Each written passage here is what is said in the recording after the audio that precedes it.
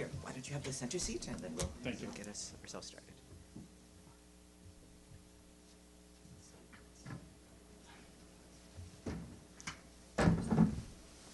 All right. Good afternoon, everyone.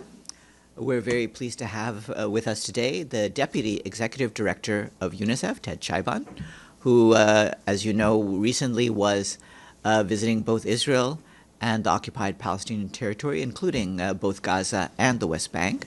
So he will be here to talk to you about that. Mr. Chaiban, welcome. Thank you very much, and thank you for coming. I just returned from a 5-day mission to Israel, Gaza, and the West Bank, including East Jerusalem, and I speak to you with a deep sense of urgency and profound concern today. This has been my 4th visit to Gaza since the war began after the horrors of October 7th. Of course, itself building on decades of an unresolved conflict. You see the images on the news and you know what has happened, but it's still shocking when you're there. The marks of deep suffering and hunger are visible on the faces of families and children. Over 18,000 children have been killed in Gaza since the beginning of the war. That's an average of 28 children a day, the size of a classroom, gone. Children have lost loved ones, they're hungry, they're scared, they're traumatized. And Gaza now faces a grave risk of famine. I know this is something that's been building up, but we now have 2 indicators that have exceeded the famine threshold. 1 in 3 people in Gaza are going days without food, and the malnutrition indicator has exceeded the famine threshold, with global acute malnutrition now at over 16.5%. Today, more than 320,000 young children are at risk of acute malnutrition. On Monday, when I was in Gaza, I met with the families of the 10 children killed and 19 injured by an Israeli airstrike while they were queuing for food with their mothers and fathers at a distribution clinic, a nutrition clinic in Deir al-Ballah that UNICEF supports. We met with Ahmad, who's 10 years old, and his father. Ahmad was in line with his sister, Samah, 13-year-old, on that day. She died. There's a picture I saw of him in a donkey cart waving furiously to see if he could save her and get her to the hospital, but he was unable to. And he's deeply traumatized. He doesn't know what to do, and this should simply not be happening. These children are not victims of a natural disaster. They're being starved, bombed, and displaced. We went to a stabilization center in Gaza City, and I met acutely malnourished infants whose bodies were little more than skin and bone. Their mothers sat nearby, desperate and exhausted. One mother told me that she no longer produces breast milk. She herself is too hungry. And UNICEF is doing everything we can to address the situation, supporting breastfeeding, providing infant formula, treating children with severe acute malnutrition. But the needs are enormous after 22 months of war. There was a 2-month of blockade, which has now been eased, but still having an impact, and the aid is not getting in fast enough or at the required scale as of yet. In the midst of all this, our staff in Gaza, most of whom have suffered devastating personal losses, continue to work day and night. UNICEF is delivering safe water, 2.4 million liters per day in northern Gaza, for example, reaching 600,000 children. That's an average of 5 to 6 liters per day per person. Better than what they had before, but still below survival thresholds. We rebuilt the cold chain for vaccines. You recall the polio campaign in February. We've continued to vaccinate children against childhood illnesses. We're providing psychosocial care for children who have been horrified by what they've gone through.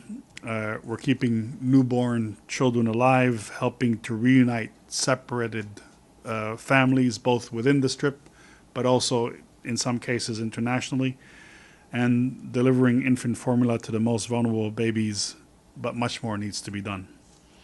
There has been some easing of humanitarian access after the pauses announced by Israel. As UNICEF, we have 1,500 trucks of life-saving supplies ready across corridors in Egypt, Jordan, Ashdod, and Turkey. Some have begun to move, and we've delivered in the last couple of days 33 trucks of life-saving infant formula, high-energy biscuits, and hygiene kits. But this is still a fraction of what's needed. And so a big part of the mission has been our advocacy and engagement with the Israeli authorities in Jerusalem and Tel Aviv. We pressed for a review of military rules of engagement to protect civilians and children. Children should not be getting killed waiting in line at a nutrition center or collecting water, and people should not be so desperate that they rush a convoy to get food.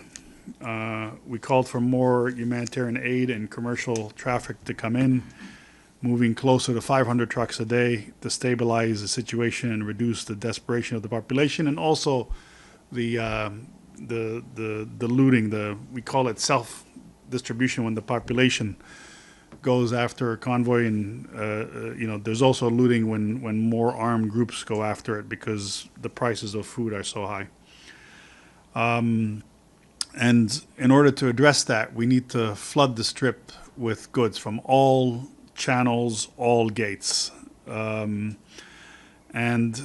this is not going to be achieved through humanitarian aid alone, so we also pressed for commercial goods to get into the strip. Eggs, milk, other essential supplies that can complement what the humanitarian community can bring in. And then we press for dual-use items and fuel to be allowed in so that the water system can be prepared, pipes, fittings, generators. It's very hot in Gaza right now, 40 degrees centigrade, and water is in short supply with the risk of disease outbreak looming everywhere. And we need to continue to advocate so that the humanitarian pauses do not lead to further displacement, pressing the population into an ever smaller area. It was a good exchange. There has been some easing in the access, and we need to see the full realization of the measures announced and the issues that I just raised in order to be able to address the situation. I should also say that I visited the West Bank, where there too children are under threat. So far this year, 39 Palestinian children have been killed in the West Bank. I visited the Bedouin community east of Ramallah, which was forcibly displaced due to violence. We also met with Israeli children impacted by the war, children who have endured fear, loss, and displacement. The children don't start wars, but they're the ones who are impacted by the wars. But today I want to keep the focus on Gaza because it's in Gaza where the suffering is most acute and where children are dying at an unprecedented rate. We are at a crossroad, and the choices made now will determine whether tens of thousands of children live or die.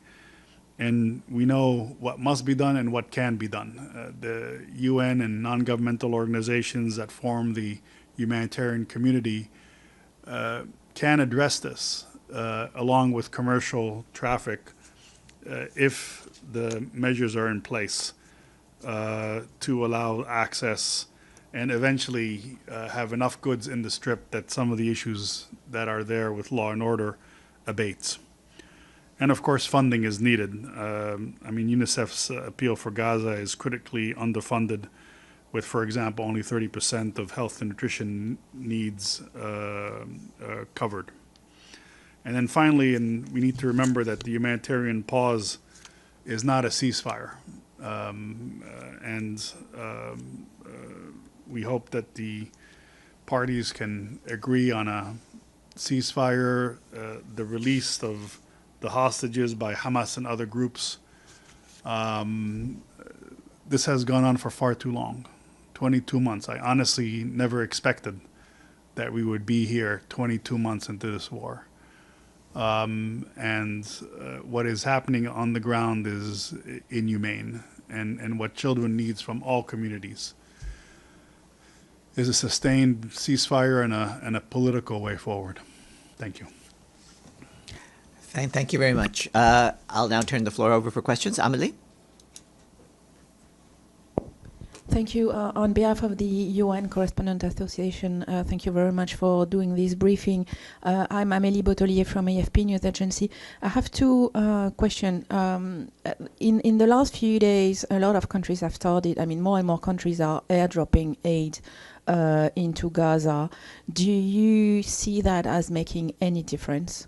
And my second question is, if, as you demanded, aid was to flow again into Gaza, how long would it be for one child? We know they are vulnerable human beings, so how long would it take to have all these children get back into health, not being undernourished and back to health again? Thank you.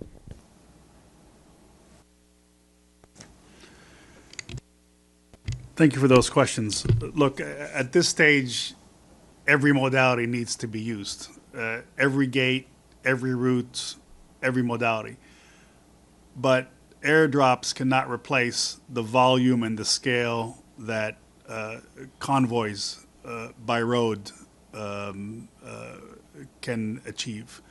And what's needed is simply not feasible in terms of volume, in terms of access through airdrops. And so try every modality, but what's clearly needed is to move back towards a volume of around 500 trucks a day through all routes, and that includes both humanitarian aid and commercial, as I've said. Just to give you an example, the price of a kilo of wheat flour right before the pause was announced was hovering between 100 and 150 new Israeli shekels. We're talking at 100 new Israeli shekel, that's $30 for a kilo of wheat. You can imagine what that means. Just by slightly more aid coming in, slightly more traffic going in, it's now gone down to between 35 and 45 new Israeli shekel. That's an indication that you can quickly have an impact on the market, but also the availability of food, but much more needs to be done. In terms of children recovering, let me answer it in two ways. A child who's malnourished, who has access to ready-to-use therapeutic food, whose mother also has access to specialized foods, and who has access to proteins, because that's also what you need when you're pregnant and lactating. They will physically recover relatively quickly if those supplies are sustained. But they need the specialized food, and then they need the food, their regular daily intake. And the mother needs to eat so she can breastfeed as well. If that happens, they can physically recover.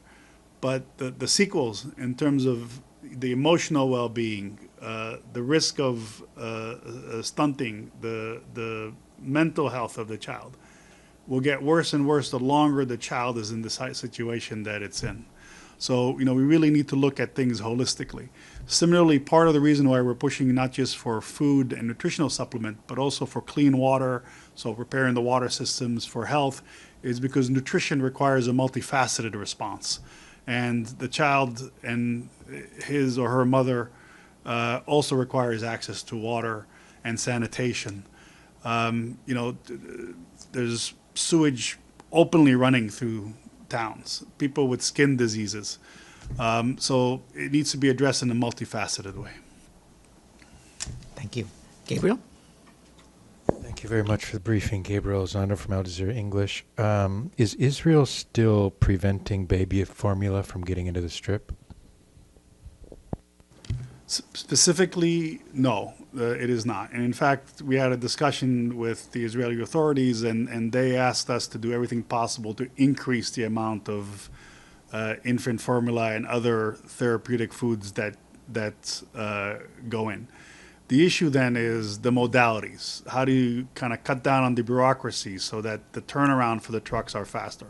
How to open up all of the gates simultaneously so that they're at less risk of being looted. Open up several routes so that anyone who's either trying to do a self-distribution or is trying to make money out of the traffic can be it's less predictable where the truck is going to come. And again, allow commercial goods so that there's more on the market, more accessible so people can feed themselves. But there has been support for the commodities going in. And if I may ask a quick follow-up, you said there are 33 trucks, UNICEF trucks that have, can you clarify, have they gotten into Gaza or they're soon to get into Gaza, or what's the... Yeah, we had, to be clear, we had 97 trucks go in recent days, of which 33 focused on, infant feeds, sanitation kits, and so altogether those have gotten into Gaza, and we're picking up more on a daily basis. But we're also being strategic about how we move in batches, so that we're less predictable, we're less subject to the food not getting to the end point, because again, for specialized items like nutritional supplements, you want to get it to the nutrition center and the health center where those malnourished children are. Deshi?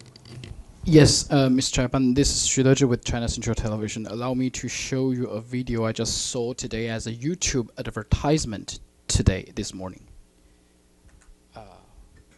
Israel has been facilitating a massive humanitarian operation for the people of Gaza. Day and night, Israel enables food, medicine, and more without limitations, from baby formula to antibiotics. You see those smiling faces, the children. You just visited Gaza yourself. Is this the image you see? If it's not, what's the danger of the wrong information online, especially for YouTube advertisement? Thank you. I mean, look, that's not the image you see, okay? And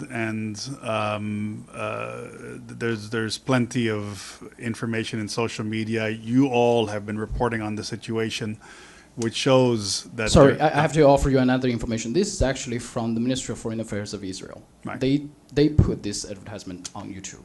Right, okay. We're aware of that, yes. And I believe World Food Program has put out some lines debunking some of the veracity of the videos, some of which are taken from other years. Right. So, but, at this stage, I think what we need to focus on, as I said in my comments, the situation is desperate. People are gaunt. Their eyes are hollow. It's an extremely difficult situation. The markets are bare. Children, are in stabilization centers because if they don't get the specialized foods that we're able to get to them through 170 clinics that we're still operating. When I say we, partners in working with UNICEF, and if they don't get to that clinic, then they're on the verge of dying, basically. All of that is the situation.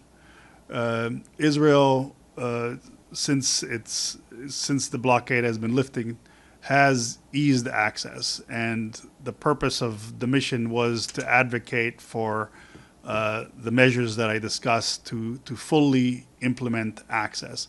And again, let the UN and the NGOs do their work, because we know how to do the work, and complement that with commercial traffic. Noreen? Thank you very much, sir. This is Noreen Hussein with IPS News. Earlier you mentioned that that commercial goods also need to get through into Gaza, but that there's been little support in facilitating their entry. I wonder if you could just clarify on what are some of the challenges that have been faced with commercial goods getting into Gaza compared to humanitarian aid? Thank you.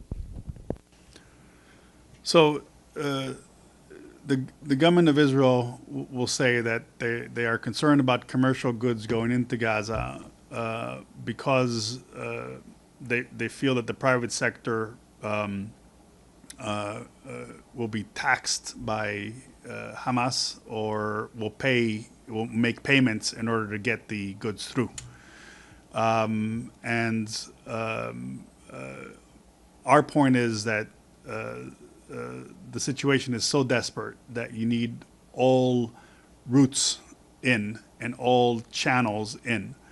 And there are ways. There are businessmen in the West Bank and Israel who have a relationship with businessmen on the ground that they can find kind of a bilateral arrangement so that some of the goods go in.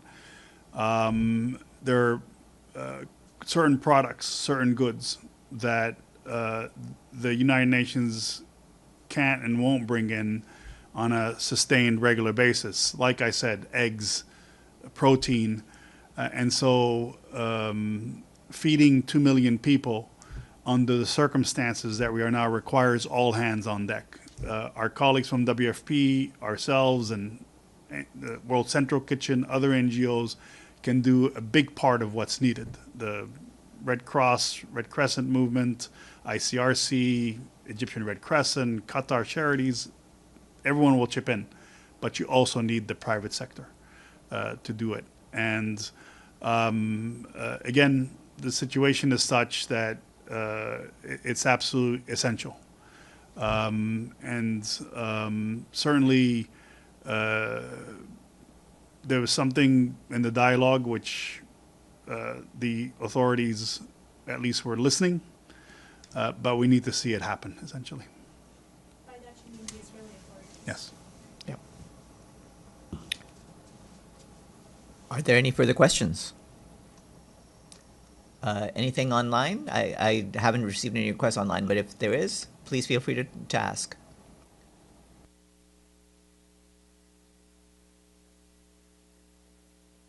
Deputy Executive Director of UNICEF, thank you, and let's hope that this is the last time that we have to talk about this. Thank you very much. Thanks a lot.